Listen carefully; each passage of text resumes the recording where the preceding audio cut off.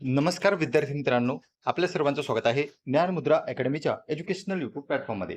आरोग्य विभाग भरती संदर्भात या ठिकाणी एक नवीन जी आर प्रसिद्ध झालेला आहे आणि तो आहे तुमच्या शैक्षणिक अर्हता, वयोमर्यादा किंवा इतर जे काही आपले क्वालिफिकेशन असतात त्या संदर्भात. यामध्ये काही पदांचा उल्लेख सुद्धा आहे आणि त्याबाबत त्यांनी स्पष्टीकरण सुद्धा दिलेलं आहे. तर संपूर्ण माहिती आपण या व्हिडिओच्या माध्यमातून जाणून घेणार आहोत. तुम्ही जर आपल्या चॅनलवर पहिल्यांदा आलेले असाल तर चॅनलला सबस्क्राईब करून घ्या, कारण की अशीच नवनवीन जाहिरातींची माहिती किंवा भरतींची माहिती तुम्हाला इथे मिळत असते.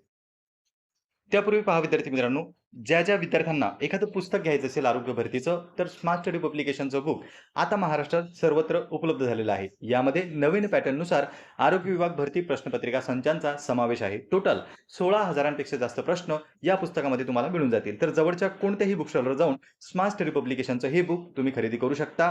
विठ्ठल राऊतवार सरांचं हे पुस्तक आहे आणि जर तुम्हाला या पुस्तकाविषयी अधिक माहिती हवी असेल तर दिलेल्या नंबरवर सुद्धा तुम्ही कॉल करू शकता. आता जाऊया आपण आपल्या आजच्या व्हिडिओकडे.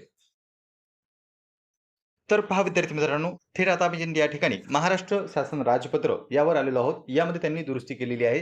तर इथे तुम्ही पाहू शकता, दिनांक देखील आहे 28 जुलै 2026 चा हा जो काही जी आर आहे किंवा दुरुस्ती आहे ती यामध्ये करण्यात आली आणि या ठिकाणी जाहीर करण्यात आलेला आहे. इथे पहा, सार्वजनिक आरोग्य विभाग, त्यामध्ये खाली दिनांक सुद्धा आहे. भारताचे संविधान यामध्ये सुद्धा इथे त्यांनी सांगितलेलं आहे की 309 च्या अंतर्गत जे काही अधिकारांचा वापर करून इथे ही दुरुस्ती करण्यात आलेली आहे. यामध्ये त्यांनी नाव सुद्धा दिलं की याला नाव काय म्हणू आपण, तर या नियमास राज्य कामगार विमा योजना कार्यालयातील प्रभारी परिसेविका, परिचारिका, भौतिक उपचार तज्ञ, आहार तज्ञ, औषध निर्माता, विद्युत जे काही आहेत या सर्व पदांचा उल्लेख करून या ठिकाणी सेवा प्रवेश नियम 2025 असे म्हणावे. म्हणजे गट क मधली जी काही पदं आहेत त्या संदर्भात सुद्धा इथे सुधारणा आपल्याला करता आलेल्या दिसतात. यामधील आता फक्त महत्त्वाचे पॉइंट्स पाहूया. इतर पॉइंट्स आपल्याला पाहण्याची आवश्यकता नाही. छोट्या-छोट्या गोष्टींचा सुद्धा उल्लेख इथे आपल्याला पाहायला मिळतो. नियुक्ती प्राधिकारी म्हणजे कोण? प्रमाणपत्र याचा अर्थ काय होतो? पदविका याचा अर्थ काय होतो? पदवीचा अर्थ काय होतो? पदविकाचा अर्थ काय आहे की एखादा डिप्लोमा आणि पदवीचा अर्थ आहे तुमची डिग्री. म्हणजे जर तुम्ही आय-टी-आय वगैरे केलेला असेल तर तो पदविका आहे आणि तेच जर तुम्ही ग्रॅज्युएशन कंप्लीट केलेलं असेल, मग बी-ए, बी-कॉम, बी-एस-सी काही असो, तर त्या ठिकाणी तिला आपण पदवी असं म्हणत असतो. त्यानंतर आहे विभाग, नंतर पदोन्नतीसाठी पात्रता, राज्य कामगार विमा योजना, शासन, उच्च माध्यमिक शालांत प्रमाणपत्र. म्हणजे इथे डिटेलमध्ये एक-एक शब्दाचं स्पष्टीकरण दिलेलं आहे. आता ज्या विद्यार्थ्यांना डाऊट येत असेल तर ते संपूर्ण जी-आर सुद्धा पाहू शकता. आपण आपल्या टेलिग्रामला हा टाकलेला आहे. आता पहा विद्यार्थी मित्रांनो, आपण थेट या ठिकाणी मुद्द्यावर येऊया. पहिलं पद आहे ते म्हणजे प्रभारी परिसेविका गट क. तर या पदासाठी काय काय आवश्यक आहे? या ठिकाणी त्यांनी वयोमर्यादा दिली. कमीत कमी 18 पाहिजे, जास्तीत जास्त 38 वर्षापर्यंत तुम्ही अप्लाय करू शकता. या पदावरील नियुक्ती निवड समितीमार्फत घेण्यात आलेल्या स्पर्धा परीक्षेच्या निकालाच्या आधारे शिफारस केलेल्या उमेदवारांमधून नामनिर्देशनाद्वारे पुढील निकष पूर्ण करणाऱ्या उमेदवारांमधून करण्यात येतील. म्हणजे याचा अर्थ काय, तर हे जे पद आहे परिचारिका गट क, हे पद स्पर्धा परीक्षा म्हणजे नवीन जी काही जाहिरात येत असते ज्यामध्ये आपण एक्झाम देत असतो, तर भरतीच्या अंतर्गत हे पद भरले जाणार आहे अशी माहिती इथे त्यांनी दिली. वय किती पाहिजे? कमीत कमी 18, जास्तीत जास्त 38 वर्षापर्यंत. आणि जर तुम्ही कॅटेगरीमध्ये येत असाल तर 43 वर्षापर्यंत सुद्धा या ठिकाणी अप्लाय करू शकता. पुढचं महत्त्वाचं आहे ते म्हणजे शैक्षणिक अर्हता.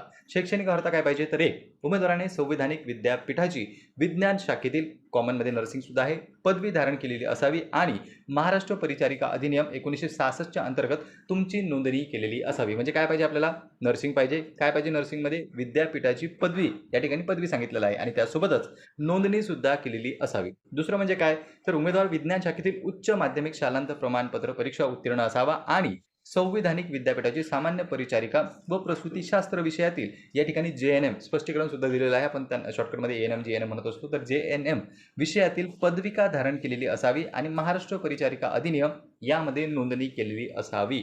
या ठिकाणी स्पष्टीकरण देण्याची गरज का भासली, कारण की शेवटची जी भरती झाली होती त्यामध्ये भरपूर सारा गोंधळ आपल्याला पाहायला मिळालेला आहे आणि ही दुरुस्ती अत्यंत महत्त्वाची होती. शैक्षणिक पात्रता जी आहे त्यामध्ये कुठलाही संशय विद्यार्थ्यांच्या किंवा जे काही निवड समिती असते त्यांच्या मनात राहता कामा नये. दुसरं पद पहा, ते आहे भौतोपचार तज्ञ. यासाठी जर तुम्ही अप्लाय करत असाल तर या ठिकाणी स्क्रीनशॉट घेऊ शकता. वयोमर्यादा सुद्धा आहे, किमान शैक्षणिक अर्हता सुद्धा आहे. त्यानंतरचं पद आहे आहार तज्ञ. यासाठी सुद्धा त्यांनी सांगितलेलं आहे, तुम्ही स्क्रीनशॉट घेऊ शकता. नंतरचं पद आहे औषध निर्माता गट क. बऱ्याच या ठिकाणी कमेंट्स आलेल्या होत्या लास्ट भरतीमध्ये, कन्फ्युजन सुद्धा विद्यार्थ्यांच्या मनात होतं. तर इथे तुम्ही स्क्रीनशॉट घेऊन ठेवा. शैक्षणिक अर्हता यामध्ये काय सांगितलेली आहे ती आपल्याला आवश्यक इथे लागणार आहे. नंतर पहा, विद्युत आहे. त्यानंतर पुढे जर आपण आलो तर या ठिकाणी आपल्याला रुग्णवाहिका चालक आहे. नंतर पुढे पाहू शकतो आपण सामाजिक मार्गदर्शक आहे. पुढचं पद आहे ते म्हणजे दंत स्वच्छता तज्ञ. त्यानंतर पुढचं पद आहे नळ कारागीर. तर पहा विद्यार्थी मित्रांनो, इत्यादी पदांचा समावेश या ठिकाणी करण्यात आलेला आहे आणि खाली अजून त्याबद्दल डिटेल माहिती सुद्धा आपल्याला पाहायला मिळते. आपल्यासाठी महत्त्वाचं काय तर शैक्षणिक पात्रता आणि अनुभव या दोन गोष्टी आपल्यासाठी महत्त्वाच्या असतात. नळ कारागिरी हे जे पद आहे यासाठी त्यांनी माध्यमिक प्रमाणपत्र परीक्षा उत्तीर्ण केलेली असावी असं यामध्ये सांगितलेलं आहे. त्यासोबतच इथे आपल्याला 2 वर्षाचा अनुभव सुद्धा त्यांनी मागितलेला आहे. म्हणजे ज्या पदासाठी एक्सपिरियन्स आहे आणि जे काही एज्युकेशन क्वालिफिकेशन आहे त्यासोबतच वय या 3 गोष्टी अत्यंत महत्त्वाच्या आहेत फॉर्म भरण्यासाठी.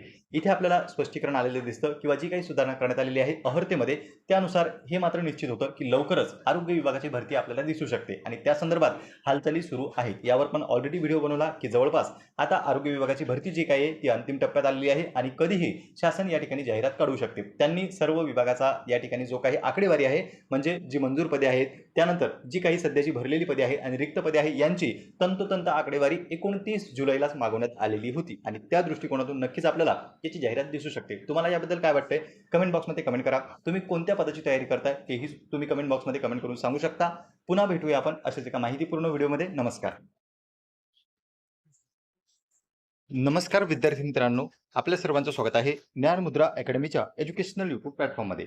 आरोग्य विभाग भरती संदर्भात या ठिकाणी एक नवीन जी-आर प्रसिद्ध झालेला आहे आणि तो आहे तुमच्या शैक्षणिक अर्हता, वयोमर्यादा किंवा इतर जे काही आपले क्वालिफिकेशन असतात त्या संदर्भात यामध्ये काही पदांचा उल्लेख सुद्धा आहे आणि त्याबाबत त्यांनी स्पष्टीकरण सुद्धा दिलेलं आहे. तर संपूर्ण माहिती आपण या व्हिडिओच्या माध्यमातून जाणून घेणार आहोत. तुम्ही जर आपल्या चॅनलवर पहिल्यांदा आलेले असाल तर चॅनलला सबस्क्राईब करून घ्या, कारण की अशीच नवनवीन जाहिरातींची माहिती किंवा भरतींची माहिती तुम्हाला इथे मिळत असते. त्यापूर्वी पहा विद्यार्थी मित्रांनो, ज्या विद्यार्थ्यांना एखादं पुस्तक घ्यायचं असेल आरोग्य भरतीचं, तर स्मार्ट स्टडी पब्लिकेशनचं बुक आता महाराष्ट्रात सर्वत्र उपलब्ध झालेलं आहे. यामध्ये नवीन पॅटर्ननुसार आरोग्य विभाग भरती प्रश्नपत्रिका संचांचा समावेश आहे. टोटल 16,000पेक्षा जास्त प्रश्न या पुस्तकामध्ये तुम्हाला मिळून जातील. तर जवळच्या कोणत्याही बुक स्टॉलवर जाऊन स्मार्ट स्टडी पब्लिकेशनचं हे बुक तुम्ही खरेदी करू शकता. विठ्ठल राऊतवार सरांचं हे पुस्तक आहे आणि जर तुम्हाला या पुस्तकाविषयी अधिक माहिती हवी असेल तर दिलेल्या नंबरवर सुद्धा तुम्ही कॉल करू शकता. आता जाऊया आपण आपल्या आजच्या व्हिडिओकडे.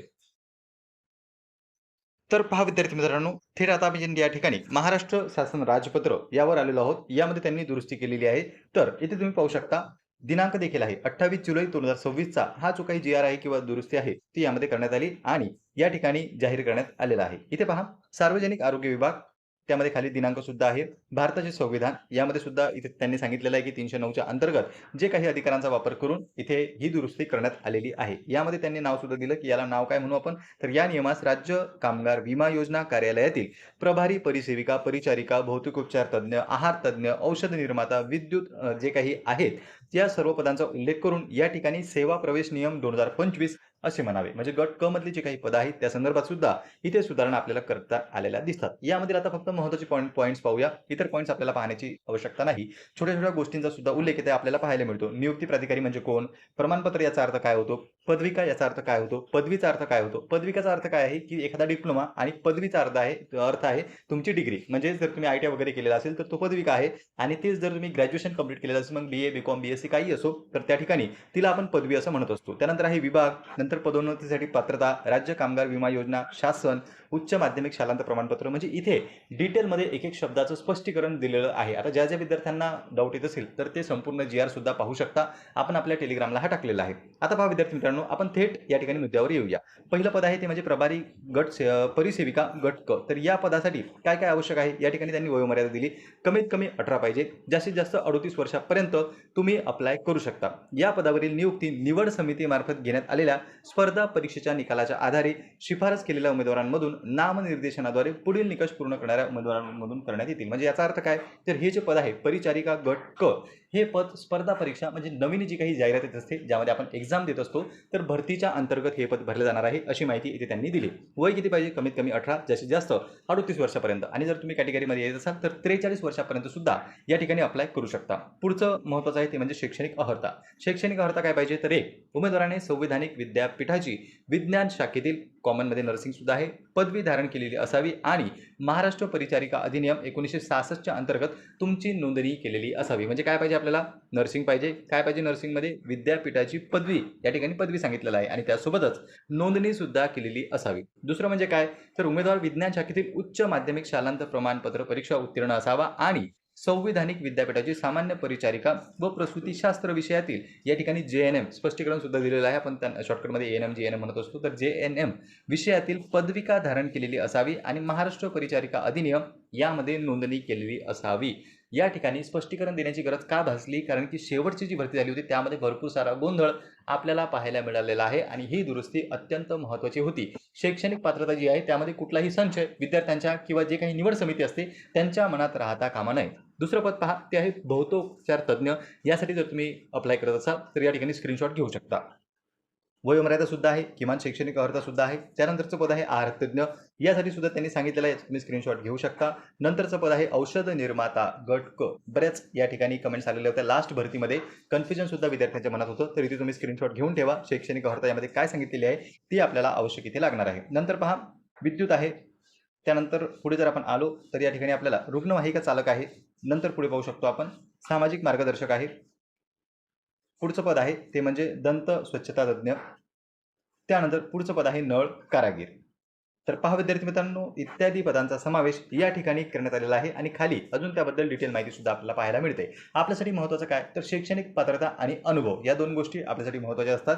नळ कारागीर हे जे पद आहे यासाठी त्यांनी माध्यमिक प्रमाणपत्र परीक्षा उत्तीर्ण केलेली असावी असं यामध्ये सांगितलेलं आहे. त्यासोबतच इथे आपल्याला 2 वर्षाचा अनुभव सुद्धा त्यांनी मागितलेला आहे. म्हणजे ज्या पदासाठी एक्सपिरियन्स आहे आणि जे काही एज्युकेशन क्वालिफिकेशन आहे त्यासोबतच वय, या 3 गोष्टी अत्यंत महत्त्वाच्या आहेत फॉर्म भरण्यासाठी.